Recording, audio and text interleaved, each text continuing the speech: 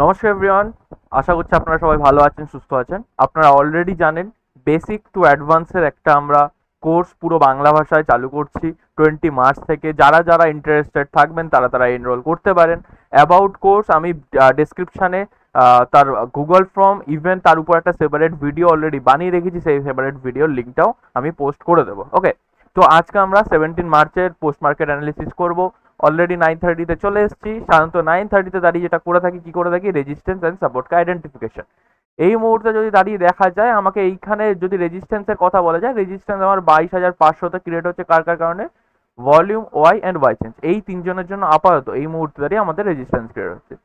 সাথে সাথে আমাদের সাপোর্টও ক্রিয়েট হচ্ছে কোথায়? 22,500তে ভলিউম অ্যান্ড ওয়াই চেঞ্জের জন্য। ওয়াই এখন অলমোস্ট 94% নিচের থেকে উপরে আসার প্ল্যানিং করছে। ওকে, আচ্ছা, তাহলে কি রেজিস্ট্যান্সের উপর দিকে কোনো উইকনেস আছে? ওভারঅল দেখা গেলে আমি এইখানে ইয়েলো বক্স দেখতে পাচ্ছি, যেটা কিন্তু অনেক দূরেই অবভিয়াসলি দাঁড়িয়ে আছে। তাও বা একবার আমি এটাকে চেক করে নেব যে এটা কি ইনক্রিজিং, এটা ডিক্রিজিং। ওভারঅল দেখা গেলে Y change, Y and volume তিনজনে কিন্তু এখানে ইনক্রিজিং করছে।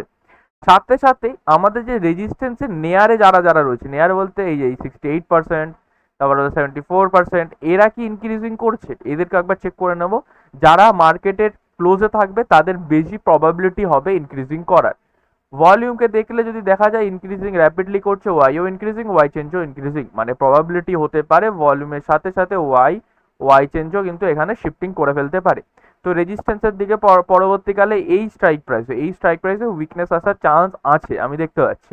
যদি মার্কেট এই মুহূর্তে দাঁড়িয়ে 550-এর রেজিস্ট্যান্সে পাই, একবার আমি রিস্কি পুটের প্ল্যান করতে পারি। বাট ওভারঅল ট্রেন্ড যেহেতু বুলিশের দিকে দেখতে পাচ্ছি, বাট এই শিফটিং দেখে আমরা বলতে পারবো না বুলরানের সিচুয়েশন। কারণ হলো আমরা 920-র পরে যে শিফটিংগুলো কমপ্লিট হয় আমরা সেই শিফটিংগুলোকে মেনে থাকি।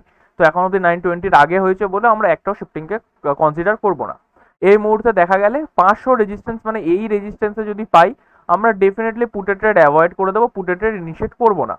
যদি 550-এ পাই, একটা রিস্কি পুটের ট্রেড এখান থেকে আমি করতে পারি, অ্যান্ড 600 পেলে আরো বেশি সেফ পুটের ট্রেড হয়ে যাবে। বাট মাথায় রাখতে হবে মার্কেটে কিন্তু একটা বুলিশ প্রেশার আমি দেখতে পাচ্ছি ডাইরেক্ট 22,600-তে। ওয়াই চেঞ্জ, ভলিউম উপরে আসার প্ল্যানিং করছে, ঠিক আছে, ওয়াইও ভলিউম উপরে আসার প্ল্যানিং করছে। তো যখন মার্কেট বুলিশ হচ্ছে তখন আমরা পুটের ট্রেড খুঁজি না, সাধারণত আমরা মার্কেট নিচে এলে আমরা কলের ট্রেড ইনিশিয়েট করি। তাই জন্য আমি দেখতে পাচ্ছি এখান থেকে একটা পুরো ট্রেড আমি নিতে পারি, কারণ মার্কেটে যতক্ষণ না এই উইকনেসগুলো উপরে শিফটিং কমপ্লিট করছে ততক্ষণ মার্কেট 550-এর উপরে যেতে পারবে না। ইভেন এখন অবধি এখানে অনেক উইকনেস আসেনি, বাট যেহেতু উপরে এই উইকনেসগুলো বসে আছে তাই জন্য আমি এখান থেকে পুটের ট্রেডটাকে অ্যাভয়েড করে দিচ্ছি। নাইদার আমি ডেফিনেটলি এই একটা পুটের ট্রেড কম কোয়ান্টিটিতে, যেহেতু রিস্কি, কম কোয়ান্টিটিতে করতে পারতাম, বাট আমি দেখাচ্ছি না। ওকে, প্রেফারেবল থাকবে নিচে এলে আমি কলের প্ল্যানিং করবো। মার্কেট নিচে এসছে 948-এর আশেপাশে, একবার ডেটা চেক করে নেব। আগে আমি 3 মিনিট করে ডেটা চেক করব। 940 948-এর আশেপাশে চলে এসছে। কি কি চেঞ্জেস? অনেক কিছু চেঞ্জেস হয়েছে আমি দেখতে পাচ্ছি। এই পুরো ট্রেডটা আমি এর জন্য অ্যাভয়েড করে দিয়েছিলাম, কারণ আমি বলেছিলাম প্রবাবিলিটি হতে পারে মার্কেট উপরে চলে আসতে পারে, এইটা শিফটিং উপরে কমপ্লিট করতে পারে। কি কি চেঞ্জেস আসছে? প্রথম চেঞ্জেস, অলমোস্ট ওয়াই চেঞ্জ পালিয়ে গেছে উপরে, ভলিউমের 90%, ভলিউমও কিন্তু উপরে ইনক্রিজিং করছে। আমাদের দেখার কথা শুধু এই 80%, এটা কি ডিক্রিজিং? এটাও ডিক্রিজিং করছে। মার্কেট এই মুহূর্তে দাঁড়িয়ে আছে 550-এর সাপোর্টে। 550-এর সাপোর্ট কি আছে? এক উইকলি সাপোর্ট আমাদের যেটা আসছে 526। আচ্ছা, তাহলে আমি 526-এর এখান থেকে একটা কলের প্ল্যানিং করতে পারি। মাথায় রাখবো সেফ কলের ট্রেড যদি হয় সেটা 22,500 সাপোর্ট, মানে এটা আমাদের সেফ কলের ট্রেড হবে। যদি এখান থেকে কেউ কলের ট্রেডের প্ল্যানিং করছে, এটাও সাইডলি রিস্কি, নট অত এই পুটের ট্রেডের মতন অতটা রিস্কি হবে না। তো ডেফিনেটলি একটু রিস্কি হবে, বাট অতটা রিস্কি হবে না। তাই রিস্কি ট্রেডকে আমরা যেভাবে করে থাকি, নিচে স্ট্রাইক প্রাইসের কনফার্মেশন, ওভারঅল নিচে স্ট্রাইক প্রাইস কনফার্মেশন দেখলো আমি বুলিশ দেখতে পাচ্ছি, বাট ডেফিনেটলি আমি এখান থেকে একটা কলের ট্রেড ইনিশিয়েট করবো। 20 পয়েন্টে যেরকম এসএল থাকে সেরকম এসএল থাকবে, 50 পয়েন্টের টার্গেট থাকবে। দেখা যাক কি হয়। অলমোস্ট 50% আশেপাশে আমি দেখতে পাচ্ছি, অলমোস্ট 50% আশেপাশে মুভ করে গেছে মার্কেট, অ্যান্ড তারপরে আবার নিচে উপর থেকে রিজেকশন নিচ্ছে। একবার ডেটাতে চেক করে নেবো ডেটা হিসাবে কি বলছে, অ্যান্ড সাথে সাথে ট্রেডটাকে কস্ট টু কস্ট করে দেবো যাতে আমাদের এতে এসএল না আসে। ওভারঅল দেখা গেলে এখন অব্দি ডেটাতে সেরকম কোনো চেঞ্জেস আসেনি। নিচে স্ট্রাইক প্রাইসটাকে চেক করে নেবো। বাট হ্যাঁ, প্রবলেম একটাই যে নিচে স্ট্রাইক প্রাইসটা আমি ব্যারিশ হতে দেখতে পাচ্ছি। তার প্রথম কারণ হলো কল রাইটার ইনক্রিজিং করছে, সাথে সাথে পুট রাইটারের ডিক্রিজিং এর নেসও আমি দেখতে পাচ্ছি। তো তাহলে আমি কি এই ট্রেডটাকে কন্টিনিউ করতে পারি? একদম করতে পারবো না। ট্রেডটাকে আমি কস্ট এইদার অল্প কিছু প্রফিটে বুক করে দেবো। দেখা যাক কি হয়। পরের ক্যান্ডেল নিচেই ক্লোজ দিয়ে দিয়েছে 10টা 12র আশেপাশে। একবার ডেটা চেক করবো যে এখান থেকে কোনো পুটের ট্রেড ইনিশিয়েট করতে পারি। এই মুহূর্তে দাঁড়িয়ে আপাতত কোনো পুটের ট্রেড ইনিশিয়েট করছে না, প্রেফারেবল থাকবে 5 সাপোর্টে পেলে এখান থেকে একটা কলের ট্রেডের প্ল্যানিং করতে পারি যদি সিচুয়েশন আমাদের সাথে থাকে। তো আনশিফটিং এরও সিচুয়েশন আমি দেখতে পাচ্ছি। হ্যাঁ, আনশিফটিং আমি বলবো ওয়াই চেঞ্জেস এর আনশিফটিং এর আমি দেখতে পাচ্ছি, কারণ ওয়াই চেঞ্জ যেটা নিচের থেকে উপরে গেছিল সেটা আবার উপর থেকে নিচে আসার যদি প্ল্যানিং করে, এই স্ট্রাইক প্রাইসে যদি প্ল্যানিং করে, তাহলে আমরা কিন্তু এখান থেকেও কলের ট্রেড অ্যাভয়েড করে দিতে পারি। ওকে, তো একবার দেখা যাক কি হয়। তো বাট এই মুহূর্তে দাঁড়িয়ে আমি কোনো ডিসিশন ক্রিয়েট করছি না, যতক্ষণ না সাপোর্টে আসছে, সাপোর্টে আসার পরে ডেটা চেক করে আমি প্ল্যানিং করব। 10টা 30-এ মার্কেট সাপোর্টে চলে এসছে, আমি কি এখান থেকে কলের ট্রেড ইনিশিয়েট করতে পারি। মার্কেট এই মুহূর্তে চলে এসছে 500 সাপোর্টে, প্রথমবার আসছে না, প্রথমবার না, দ্বিতীয়বার আসছে। সাথে সাথে ওয়াই এর আনশিফটিং কমপ্লিট হয়ে গেছে, ওয়াই চেঞ্জেরও কিন্তু আনশিফটিং কমপ্লিট হবে বলে অলমোস্ট হয়ে গেছে। ওকে, মানে 3জনের মধ্যে 2জন কিন্তু আমাদের এখানে আনশিফটিং কমপ্লিট করে দিয়েছে। 2জন মানে রেজিস্ট্যান্সে যে 2জন দুটো এলিমেন্ট রয়েছে তার মধ্যে 2জন আমাদের এখানে আনশিফটিং কমপ্লিট করে দিয়েছে। বাট ভলিউম যেহেতু আগের থেকে এখানে বসে ছিল, তাই এটাকে আমরা ভলিউমকে কোনো আনশিফটিং বা শিফটিং এর কোনো কনসেপ্ট বলবো না। যেহেতু 3জনের মধ্যে 2জনের প্রবাবিলিটি বলছে মার্কেটকে নিচে নিয়ে আসার, তো প্রবাবিলিটি হতে পারে মার্কেট এই সাপোর্টের নিচেও ব্রেক করে দিতে পারে। বাট স্টিল যেহেতু স্ট্রং সাপোর্ট এসছে, একবার নিচে স্ট্রাইক প্রাইসের কনফার্মেশন নেব। নিচে স্ট্রাইক প্রাইস কি বলছে, নিচে স্ট্রাইক প্রাইসেরকেও আমাদের কিন্তু কনফার্মেশন দিচ্ছে না, তো প্রেফারেবল থাকবে উপরে পেলে উপর থেকে আমি পুটের ট্রেড ইনিশিয়েট করি। ওকে, তো দেখা যাক কি হয়।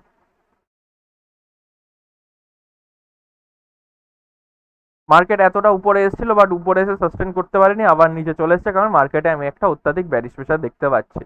11টা 15 আশেপাশে চলে আসবো। 11টা 15 আশেপাশে এই মুহূর্তে দাঁড়িয়ে আমি কি দেখতে পাচ্ছি, 11টা 15 আশেপাশে এই মুহূর্তে দাঁড়িয়ে যদি দেখা যায়, 11টা 15 আশেপাশে আমি দেখতে পাচ্ছি সাপোর্টের দিকে আমি নিচে উইকনেস আসতে দেখতে পাচ্ছি। তাহলে আমাদের এই মুহূর্তে দাঁড়িয়ে প্ল্যানিং বা ওভারঅল ট্রেড যে থাকবে তার প্ল্যানিং কি থাকবে, 500 রেজিস্ট্যান্স পেয়ে গেলে, এইটা পেয়ে গেলে ডেফিনেটলি পুট, এখান থেকেও পুটের ট্রেড ইনিশিয়েট করতে পারি। যতক্ষণ না ওয়াই অ্যান্ড ওয়াই চেঞ্জ নিচে পালিয়ে যাচ্ছে ততক্ষণ এখান থেকে কোনো পুটের ট্রেড ইনিশিয়েট করবো না। প্রেফারেবল থাকবে উপর পাই টপ পেলে আমি ট্রেড ইনিশিয়েট করি, না এদার অ্যাভয়েড করি। ওকে, দেখা যাক কি হয়। ফাইনালি মার্কেট উপরে চলে এসছে একটা 11টা 39 এর আশেপাশে। 11টা 39 এর আশেপাশে উপরে যে উইকনেস আছে সেগুলোকে ডিক্রিজিং চেক করে নেওয়া যাক। ওভারঅল দেখা গেলে ডিক্রিজিং করছে। এটা করলে এই স্ট্রাইক প্রাইসটা দেখলে এই স্ট্রাইক প্রাইসটাও ডিক্রিজিং, এই স্ট্রাইক প্রাইসটাও অলমোস্ট ডিক্রিজিং টু ফ্ল্যাট। তার মানে কি উপরে আসার আমি কোনো প্রবাবিলিটি দেখতে পাচ্ছি না এই মুহূর্তে দাঁড়িয়ে। উপরে স্ট্রাইক প্রাইসের কনফার্মেশন নেবো যে উপরে স্ট্রাইক প্রাইসটা কি ব্যারিশ সেইটার বুলিশ। উপরে স্ট্রাইক প্রাইসটা দেখা গেল সেটাও ব্যারিশ, তাহলে আমি এখান থেকে একটা পুটের ট্রেড ডেফিনেটলি আমি এখান থেকে একটা পুটের ট্রেড ইনিশিয়েট করতে পারবো। 21 আশেপাশে এসএল থাকবে, দেখা যাক কি হয়।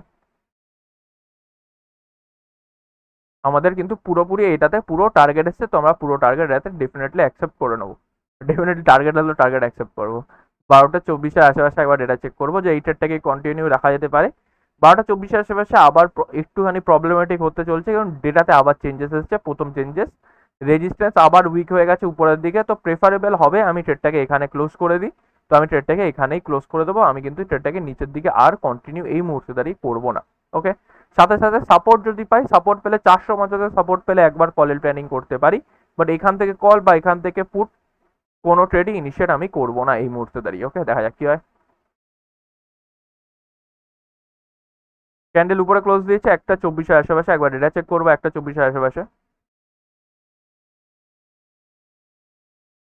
1টা 24-এর আশেপাশে চলে এসেছি। সাপোর্টের কি নিচে এখনো, নিচের আগে প্রথমে দেখো নিচের স্ট্রাইক প্রাইসটাকে কনফার্মেশন দিচ্ছে। যদি নিচের স্ট্রাইক প্রাইসটা কনফার্মেশন না দেয় তাহলে প্ল্যানিং করে কোনো নেই। যদি দেখা যায় ওভারঅল মার্কেট ফল করে একটা ব্যারিশ প্রেশার রয়েছে, এই হাইটাকে এখন অবধি ব্রেক করে উপরের দিকে যেতে পারেনি, যার জন্য আমরা বলতে পারবো নিজের স্ট্রাইক প্রাইসটা বুলিশ। তাই জন্য আমি এখান থেকে ডেফিনেটলি কোনো কলের প্ল্যানিং করবো না। ওকে,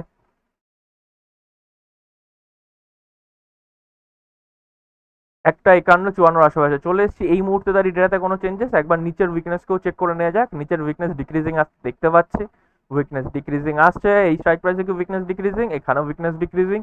নিচের স্ট্রাইক প্রাইসটা কি বুলিশ, যদি নিচের স্ট্রাইক প্রাইসটা বুলিশ হয়, হ্যাঁ এবার কিন্তু নিচের স্ট্রাইক প্রাইসটা আমি বুলিশ হতে দেখতে পাচ্ছি। তাহলে কি আমি এখান থেকে একটা রিস্কি কলের প্ল্যানিং করতে পারি। ওভারঅল দেখা গেলে মার্কেট এখানে একবার, দুইবার, তিনবার, চারবার, এই নিয়ে 5বারের বেলায় মার্কেট এখানে আসছে। ঠিক আছে, তো এমনি যখন একবার বা দুবার আসে, 3বার এলেও আমরা সেটাকে অত্যাধিক রিস্কি বলে দিই। বাট মার্কেট এখন 5বারের বেলায় আসছে, অলমোস্ট টাইম এন্ড হয়ে গেছে, 2টো নাগাদ আমি 2টোর পরে ট্রেড ইনিশিয়েট করি না সাধারণত, অলমোস্ট 1:54-56 বেজে গেছে। তো আমি কি এই ট্রেডটাকে করতে পারি? এই ট্রেডটা করা একটুখানি অত্যাধিক রিস্কি হয়ে যাবে। যারা অলরেডি প্রফিট করেছে, যেমন এই একটা ট্রেডে প্রফিট হয়েছে, এই একটা ট্রেডে কিছু কষ্ট কাজ বা কিছু প্রফিট হয়েছে, তো তখন তারাই শুধু এই ট্রেডটাকে ইনিশিয়েট করবে, তাছাড়া এই ট্রেডটাকে অ্যাভয়েড করে দেওয়া বেশি প্রেফারেবল থাকবে। আমি ডেফিনেটলি এই ট্রেডটাকে অ্যাভয়েড করে দিতাম, ইনিশিয়েট করতাম না, তাই জন্য আমি দেখাচ্ছি না। বাট স্টিল দেখবো এটাতে কি টার্গেট আসে। ওভারঅল দেখা গেলে অলমোস্ট পুরো টার্গেট এসে গেছে, অ্যান্ড 50%-এর উপরেও মুভ করে গেছে, তো ডেফিনেটলি এতে এসএল আসবে না। যদি এই ট্রেডটা কেউ করে থাকে একটু রিস্কি ট্রেড থাকতো, বাট ঠিক আছে, করা যেতে পারতো, এরকম না যে করা যেতে পারতো না। ওভারঅল দেখা গেলে 2টো ট্রেড পেয়েছি, একটা কলের ট্রেড, একটা পুটের ট্রেড, দুটোতেই আমাদের প্রফিটের মধ্যেই রয়েছে, কোনো এসএল আমাদের আসেনি। ঠিক আছে, তো আই হোপ সো এই ভিডিওতে যা যা বোঝানো হয়েছে সেগুলো ক্লিয়ার হয়েছে। আর এখনো যদি কোনো এক্সট্রা কোয়ারি থেকে থাকে ডেফিনেটলি কমেন্ট বক্সে জিজ্ঞাসা করতে পারেন। Thank you so much, that's for today.